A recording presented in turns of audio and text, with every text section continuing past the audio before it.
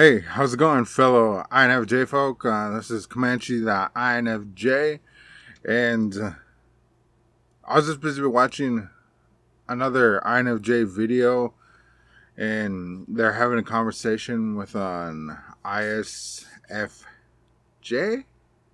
I think it is. But then I was thinking about the ISFJs in my life. One of them is my mom, but the other one is my second oldest son, and he's autistic. But then I started thinking about myself. Okay, so the reason why I started thinking about myself is because I'm an INFJ advocacy, or advocate, whichever one that is. So that really started making me think about how I advocated for my second oldest son. And by him being autistic, when me and his mother got together, they're very limited on how he was supposed to be handled and communicated with. A lot of it was told by the doctor who was ever, I don't know. Anyway, this doctor was telling my wife and her mom that he needs a lot of alone time and don't really try and... I know, it was very robotic and it was like very, very frustrating for me. But of course, like, I wanted to understand him, and I did a lot of educating on autism and really just like trying to understand him being autistic. I never really knew that he was an ISFJ, and I still don't really know what that means. I'm still in the process of understanding myself and what an INFJ is. But so there was a point when my advocacy like really kicked in, because being observant and watching him, and he was like 7 years old when we got together. Oops, sorry about that. It's my phone. But he was like 7 years old, and he was very robotic. All it was just like, let him go be in a corner, or let him be alone, and that's just what you do, and that's the type of person he's supposed to be. And I was like, oh, okay. But in my observation, I noticed he had emotions. I noticed he had his own thoughts. I noticed he was his own person. I noticed he was not a robot.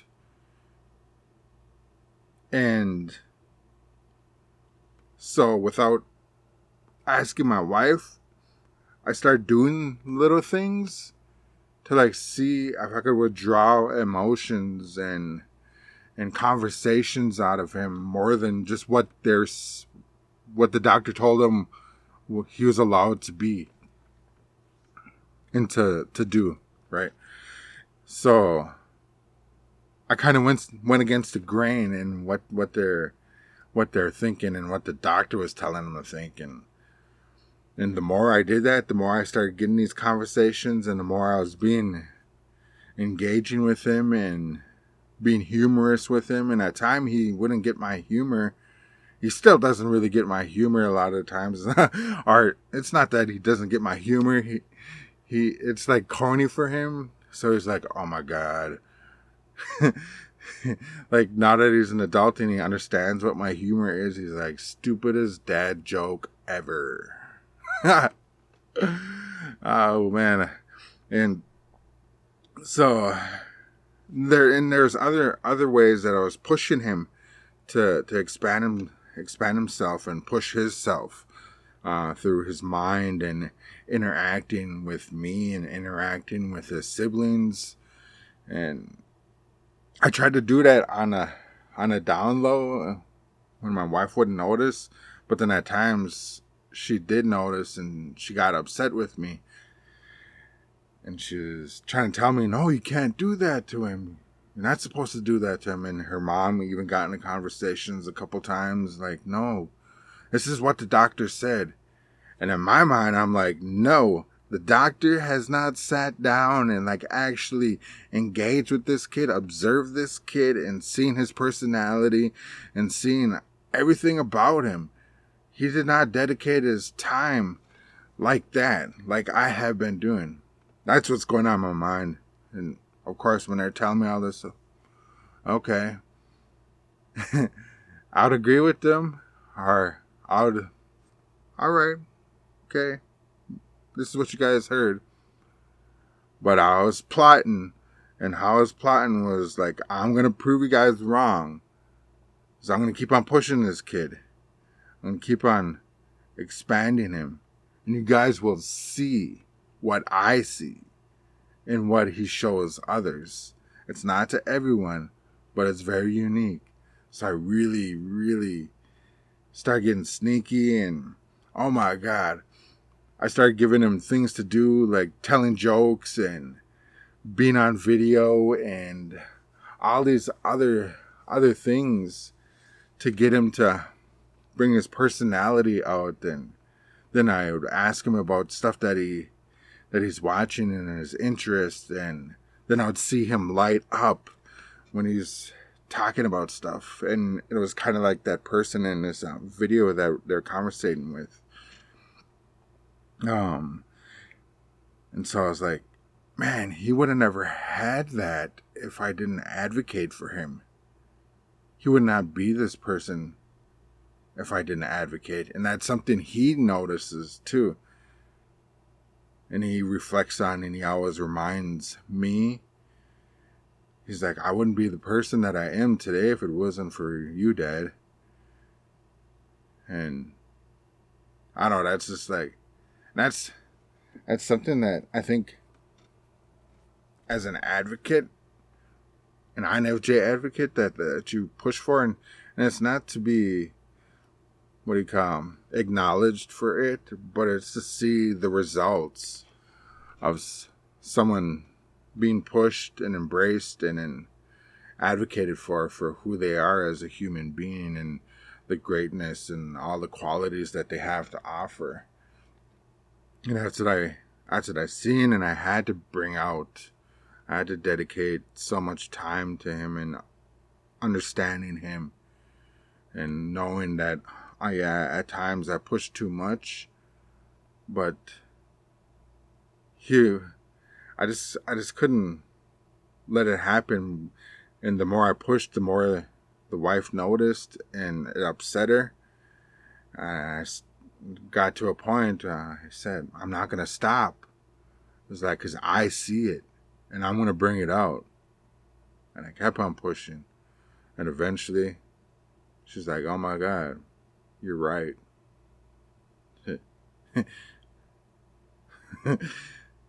As an INFJ, tell my wife, she's an ISFP. Like, I'm always right. I know what I'm talking about. I really, really don't. It's just hunches. It's probably that, what do you call, that intuition, right? That, yeah, INFJ intuition.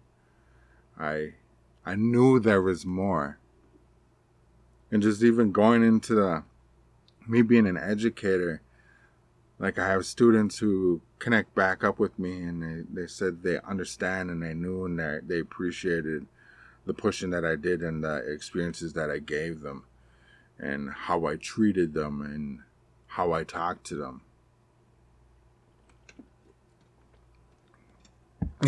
I was one of the teachers who would try to install the advocacy for those students. Like if they're getting mistreated or talked to inappropriately by other teachers, and I say, no, you learn this so you can push your teacher to be better teachers. Not to just relax and be like, oh, this is what it is. It's like you advocate for yourself for a better education. It's like you demand the best from that teacher. They get paid to be a good teacher, and they need to be pushed to be a good teacher. So challenge them. Always challenge them. Always question, why are you teaching me this? How does this relate to my life? You know?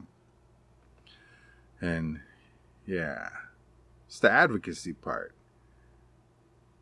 And it just made me think about that in that conversation, because I was thinking like, well, my son is autistic and he was like very robotic, no emotions, but I seen his emotions and I just had to bring it out, and I had to advocate for his spirit and his being, even if it got me in trouble. I know. I just thought I'd share that. I thought it was like very interesting to see another ISFJ so energetic, and I had to think about that. It's like, well, being autistic, that he has so much limitations, but then I've always seen that energetic and the light up in his eyes and his spirit. But yeah, so that's me going against what doctors say. I always